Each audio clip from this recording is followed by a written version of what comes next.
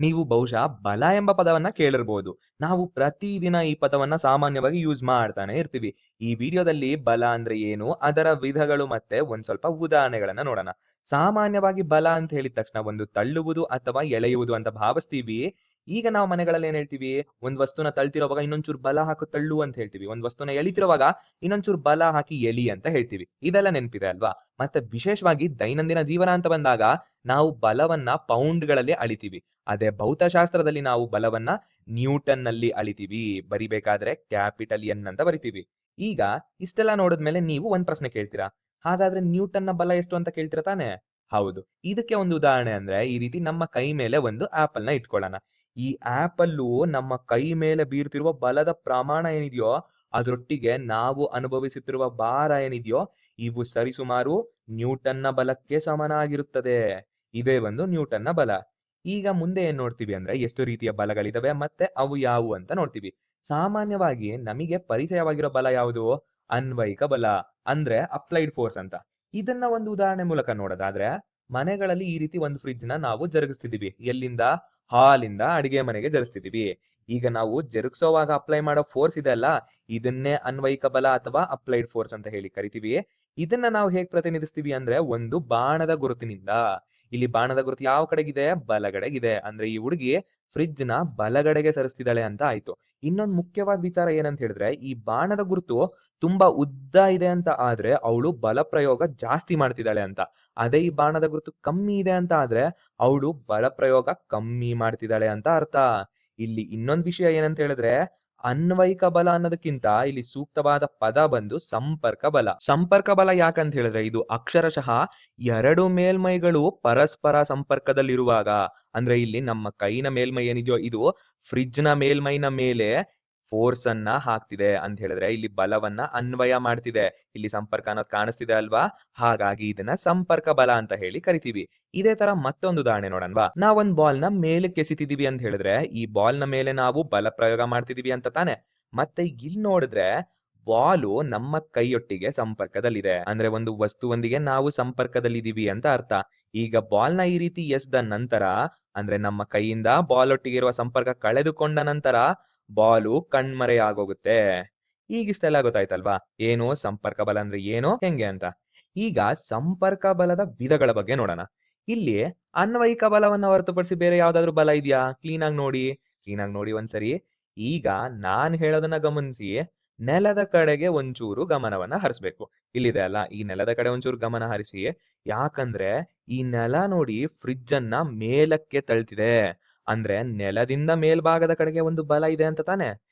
ಈ ಬಲ ಯಾಕಿದೆ? ಫ್ರಿಡ್ಜ್ ಕೆಳಗಡೆ ಬೀಳ್ದೆ ಇರೋ ತರ ಆ ಬಲ ಕಾಪಾಡ್ತಿದೆ. ಈ ಬಲವನ್ನ ನಾವು ಸಾಮಾನ್ಯ ಬಲ ಅಂತ ಹೇಳಿ ಕರಿತೀವಿ. ಈ ಬಲವು ವಸ್ತುವಿನ ಮೇಲ್ಮೈ ಜೊತೆ ಲಂಬವಾಗಿದೆ. ಮತ್ತೆ ಈ ಪರ್ಪೆಂಡಿಕ್ಯುಲರ್ ಇದೆ ಅಲ್ಲ, ಇದನ್ನ ಸಹ ನಾವು ನಾರ್ಮಲ್ ಅಂತಾನೆ ಕರಿತೀವಿ. ಅದೇ ತರ ಅನ್ವಯಿಕ ಬಲದ ಜೊತೆ ಸಹ ಈ ಸಾಮಾನ್ಯ ಬಲ ಅನ್ನೋದು ಲಂಬವಾಗಿದೆ. ನಾವಿಲ್ಲಿ ನೋಡ್ಬೋದು, ಇವೆರಡು ಒಂದಕ್ಕೊಂದು ಪರಸ್ಪರ ಲಂಬವಾಗಿದೆ. ನೆಕ್ಸ್ಟ್ ಈ ಸಾಮಾನ್ಯ ಬಲವನ್ನ ಹೊರತುಪಡಿಸಿ ಯಾವ್ದನ ಬಲ ಇದೆಯಾ ಅಂತ ನೋಡಿ ಅಂದ್ರೆ, ಹೌದು ಖಂಡಿತ ಇದೆ. ಈ ಸಾಮಾನ್ಯ ಬಲವನ್ನ ಹೊರತುಪಡಿಸಿ ಮತ್ತೊಂದು ರೀತಿಯ ಸಂಪರ್ಕ ಬಲ ಇದೆ. ಅದು ನೆಲದ ಮೇಲ್ಮೈ ಜೊತೆ ಸಮಾನಾಂತರವಾಗಿದೆ. ಈಗ ಫ್ರಿಡ್ಜ್‌ನ ನಾವು ಬಲಗಡೆ ಸರಿಸ್ತಿದೀವಿ ಅಂತ ಆದ್ರೆ, ಬಲಗಡೆಗೆ ಫ್ರಿಡ್ಜ್ ಮೂವ್ ಆಗುವಾಗ ಇದರ ವಿರುದ್ಧ ದಿಕ್ಕಿನಲ್ಲಿ ನಾವು ಪ್ರತಿರೋಧ ಬಲವನ್ನ ನೋಡ್ತೀವಿ. ಈ ಪ್ರತಿರೋಧ ಬಲವನ್ನೇ ನಾವು ಘರ್ಷಣ ಅಂತ ಕರಿತೀವಿ. ಅಂದ್ರೆ ಘರ್ಷಣ ಬಲ.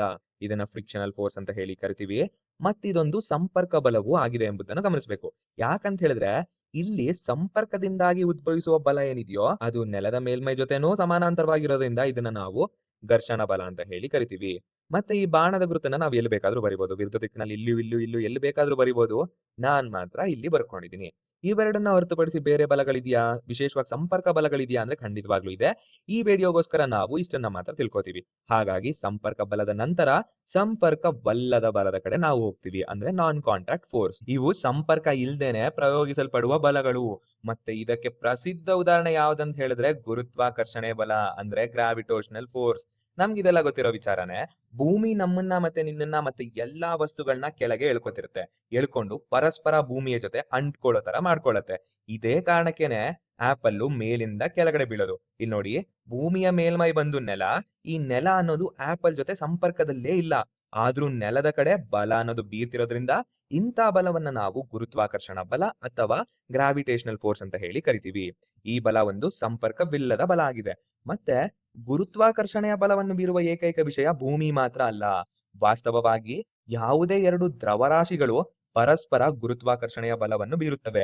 ಆದ್ದರಿಂದ ದೊಡ್ಡ ಪ್ರಮಾಣದಲ್ಲಿ ನೋಡೋದಾದ್ರೆ ಗ್ರಹಗಳು ಸೂರ್ಯನ ಸುತ್ತ ಸುತ್ತುತ್ತಿರುವುದಕ್ಕೆ ಇದೊಂದು ಪ್ರಮುಖ ಕಾರಣವಾಗಿದೆ. ಏಕೆಂದರೆ ಸೂರ್ಯ ಎಲ್ಲಾ ಗ್ರಹಗಳ ಮೇಲೆ ಗುರುತ್ವಾಕರ್ಷಣಾ ಬಲವನ್ನು ಬೀರುತ್ತಿದ್ದಾನೆ. ಇದಿಷ್ಟು ಅರ್ಥ ಆಯ್ತಲ್ಲ? ಹಾಗಾದ್ರೆ ಸಂಪರ್ಕವಲ್ಲದ ಬಲ ಇಷ್ಟೇನಾ? ಬೇರೆ ಯಾವ್ದಾದ್ರು ಇದೆಯಾ ಅಂದ್ರೆ ಖಂಡಿತ ಇದೆ. ನೆಕ್ಸ್ಟ್ ಬಂದು ವಿದ್ಯುತ್ ಬಲ ಅಂದ್ರೆ ಎಲೆಕ್ಟ್ರಿಕ್ ಫೋರ್ಸ್. ಉದಾಹರಣೆಗೆ ನೀವು ನಿಮ್ಮ ಕೂದಲಿಂದ ಈ ರೀತಿ ಬಲೂನ್ ಉಜ್ಜಿ ನಂತರ ಸಣ್ಣ ಪೇಪರ್ ಪೀಸ್ ಹತ್ರ ತಗೊಂಡೋದ್ರೆ ಈ ರೀತಿ ಆ ಪೇಪರ್ ಪೀಸು ಬಲೂನ್ ನ ಕಡೆ ಹಾರುತ್ತಲ್ವಾ? ಕ್ಲಿಯರ್ ಆಗಿ ನೋಡಿ, ಇಲ್ಲಿ ಸಂಪರ್ಕ ಅನ್ನೋದಿಲ್ಲ, ಆದ್ರೂ ಬಲ ಅನ್ನೋದು ಕಾಣಿಸ್ತಿದೆ. ಇದನ್ನೇ ನಾವು ವಿದ್ಯುತ್ ಬಲ ಅಂತ ಕರಿತೀವಿ. ಈ ವಿದ್ಯುತ್ ಬಲಗಳು ನಮ್ಮ ಕಂಪ್ಯೂಟರ್ಗಳಲ್ಲಿ, ಲೈಟ್ಗಳಲ್ಲಿ, ಬಲ್ಬ್ಗಳಲ್ಲಿ ಅಥವಾ ಯಾವುದೇ ವಿದ್ಯುತ್ ವಸ್ತುಗಳಲ್ಲಿ ಚಲಿಸುವ ಬಲವಾಗಿದೆ.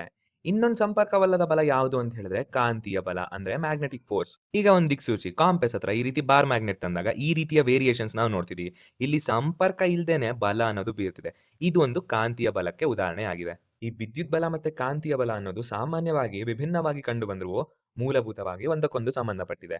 ವಾಸ್ತವವಾಗಿ ವಿದ್ಯುತ್ ಕಾಂತೀಯ ಬಲ ಅಂದ್ರೆ ಎಲೆಕ್ಟ್ರೋಮ್ಯಾಗ್ನೆಟಿಕ್ ಫೋರ್ಸ್ ಇದೆ ಅಲ್ಲ, ಈ ಎರಡು ಅದರ ವಿಭಿನ್ನ ಅಂಶಗಳಾಗಿವೆ. ಇಷ್ಟೆಲ್ಲ ಗೊತ್ತಾದ್ಮೇಲೆ ನಿಮಗೊಂದು ಪ್ರಶ್ನೆ ಇರ್ಬೋದಲ್ವಾ? ಏನಾ ಪ್ರಶ್ನೆ? ಈಗ ಒಂದು ವಸ್ತು ಮೇಲೆ ಒಂದಕ್ಕಿಂತ ಹೆಚ್ಚು ಬಲ ಪ್ರಯೋಗ ಆಗ್ತಿದೆ ಅಂದ್ರೆ ಏನಾಗುತ್ತೆ? ಇದ್ರ ಪರಿಣಾಮ ಏನು? ಇಂಥ ಸಂದರ್ಭದಲ್ಲಿ ಏನ್ ಮಾಡೋದು? ಬನ್ನಿ ನೋಡೋಣ. ಇಲ್ಲಿ ಒಂದು ಪೆಟ್ಟಿಗೆನ ಇಬ್ರು ಒಂದೇ ದಿಕ್ಕಿನಲ್ಲಿ ಹೋಗೋ ತರ ತಳ್ತಿದ್ದಾರೆ. ಒಬ್ಬ 10 ನ್ಯೂಟನ್ ಬಲ ಪ್ರಯೋಗ ಮಾಡ್ತಿದ್ದಾನೆ, ಇನ್ನೊಬ್ಬ 14 ನ್ಯೂಟನ್ ಬಲ ಪ್ರಯೋಗ ಮಾಡ್ತಿದ್ದಾನೆ. ಉತ್ತರ ಏನಾಗುತ್ತೆ? ಯೋಚನೆ ಮಾಡಿ. ಒಂದೇ ಕಡೆ ಒಂದೇ ಪೆಟ್ಟಿಗೆನ ಇಬ್ಬರು ತಳ್ತಾ ಇದ್ದಾರೆ. ಉತ್ತರ ಬಂದು ಇವೆರಡರ ಸಂಕಲನ ತಾನೆ? ಹೌದು.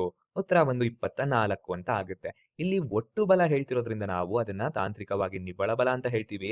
ಇಲ್ಲಿ ನಿವ್ವಳ ಬಲ ಬಂದು 24 ನ್ಯೂಟನ್. ಯಾವ ಕಡೆಗೆ ಅಂತ ಹೇಳಿದ್ರೆ ಬಲಗಡೆಗೆ. ಇಲ್ಲಿ ಒಂದೇ ದಿಕ್ಕಿನಲ್ಲಿ ನಾವು ಬಲ ಪ್ರಯೋಗ ಮಾಡ್ತಿರೋದ್ರಿಂದ ಸಂಕಲನವನ್ನ ಮಾಡ್ತೀವಿ. ಅಕಸ್ಮಾತ್ ಆಗಿ ವಿರುದ್ಧ ದಿಕ್ಕಿನಲ್ಲಿ ನಾವು ಬಲ ಪ್ರಯೋಗ ಮಾಡ್ತಿದ್ರೆ ಏನ್ ಮಾಡ್ತೀವಿ?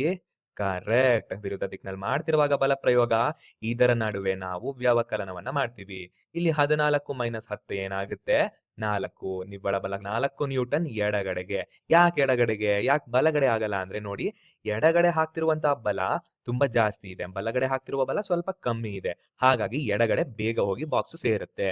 ಮತ್ತೊಂದು ಪ್ರಶ್ನೆ ಏನು? ಈಗ ಎಡಗಡೆ ಮತ್ತೆ ಬಲಗಡೆ ಎರಡೂ ಕಡೆನೂ ಸೇಮ್ ಅಮೌಂಟ್ ಆಫ್ ನಾನು ಫೋರ್ಸ್ ಹಾಕ್ತಿದ್ದೀನಿ ಅಂದ್ರೆ ಏನಾಗುತ್ತೆ? ಒಂದೇ ಸಮನಾದ ಬಲ ಪ್ರಯೋಗ ಮಾಡ್ತಿದ್ದೀನಿ ಅಂದ್ರೆ 2 ರದ್ದಾಗುತ್ತೆ, ಬಾಕ್ಸ್ ಮೂವ್ ಆಗಲ್ಲ, ಅಲ್ಲೇ ಕೂರುತ್ತೆ. ಅದೇ ತರ ಈಗ ನಮ್ಮ ಹತ್ರ ಅಡ್ಡಲಾಗಿ ಸಹ ಬಲ ಇದೆ, ಲಂಬವಾಗಿರೋ ಬಲ ಸಹ ಇದೆ. ಈಗ ಇದನ್ನ ಏನ್ ಮಾಡೋದು ಅಂದ್ರೆ ಸಪರೇಟ್ ಆಗಿ ನಾವು ಕಂಡುಹಿಡ್ಕೋಬೇಕು. ಅಡ್ಡಲಾಗಿರುವ ಬಲಗಳನ್ನ ಒಂದ್ ಕಡೆ, ಲಂಬವಾಗಿರೋ ಬಲವನ್ನ ಒಂದ್ ಕಡೆ. ಅಡ್ಡಲಾಗಿ ಯಾವ್ದಿದೆ? ಈ ಕಡೆಯಿಂದ 10 ನ್ಯೂಟನ್, ಈ ಕಡೆಯಿಂದ 14 ನ್ಯೂಟನ್. ಇದರ ಉತ್ತರ ನಮಗೆ ಗೊತ್ತು. ಎಡಕ್ಕೆ ನಿವ್ವಳ ಬಲ 4 ನ್ಯೂಟನ್. ಅದೇ ತರ ಲಂಬವಾಗಿರುವ ಬಲ ಅಂದ್ರೆ ಯಾವ್ದು ಉತ್ತರ ಬರುತ್ತೆ? ಇಲ್ಲಿ ಮೇಲೆಗಡೆ 100 ನ್ಯೂಟನ್ ಇದೆ, ಕೆಳಗಡೆ ಫೋರ್ಸ್ 100 ನ್ಯೂಟನ್ ಇದೆ. 2 ರದ್ದಾಗಿ ನಿವ್ವಳ ಬಲ 0 ಅಂತ ಆಗುತ್ತೆ. ಇಷ್ಟೆಲ್ಲ ಆದ್ಮೇಲೆ ಮುಂದೆ ಹೋಗನ್ವಾ? ಹೆಂಗ್ ಹೋಗೋಣ? ಸೈಕಲ್ ಅಲ್ಲಿ ಹೋಗನ್ವಾ? ಅಯ್ಯೋ, ನನ್ ಸೈಕಲ್ ಪಂಚರ್ ಆಗಿದೆ ಅಲ್ವಾ? ಏನ್ ಮಾಡ್ತೀನಿ? ಸೈಕಲ್‌ನ ತಳ್ಕೊಂಡ್ ಹೋಗ್ತೀನಿ. ತಳ್ಕೊಂಡ್ ಹೋಗುವಾಗ ಈ ಕಡೆಯಿಂದ ಬರ್ತಿರುವ ಬಲ ಯಾವುದು? ನಾನು ತಳ್ಳುತ್ತಿರುವ ಬಲ ಅದು ಅನ್ವಯಿಕ ಬಲ ಅಂದ್ರೆ ಅಪ್ಲೈಡ್ ಫೋರ್ಸ್. ವಿರುದ್ಧ ದಿಕ್ಕಿನಲ್ಲಿ ಬರೋ ಬಲ ಯಾವ್ದಪ್ಪ? ಘರ್ಷಣ ಬಲ ಅಂದ್ರೆ ಫ್ರಿಕ್ಷನಲ್ ಫೋರ್ಸ್. ಮತ್ತೆ ಕೆಳಗಡೆಯಿಂದ ಬರುವ ಬಲ ಯಾವುದು? ಇದನ್ನ ನಾವು ಸಾಮಾನ್ಯ ಬಲ ಅಂತ ಹೇಳಿ ಕರಿತಿದ್ವಿ. ನಂತರ ಹೋಗ್ತಾ ಹೋಗ್ತಾ ಏನಾಗೋಯ್ತು? ಒಂದ್ ಆಪಲ್ ನನ್ ತಲೆ ಮೇಲ್ ಬಿದ್ದೋಯ್ತು. ಈಗ ಇದು ಯಾವ ಬಲ? ಗುರುತ್ವಾಕರ್ಷಣ ಬಲ.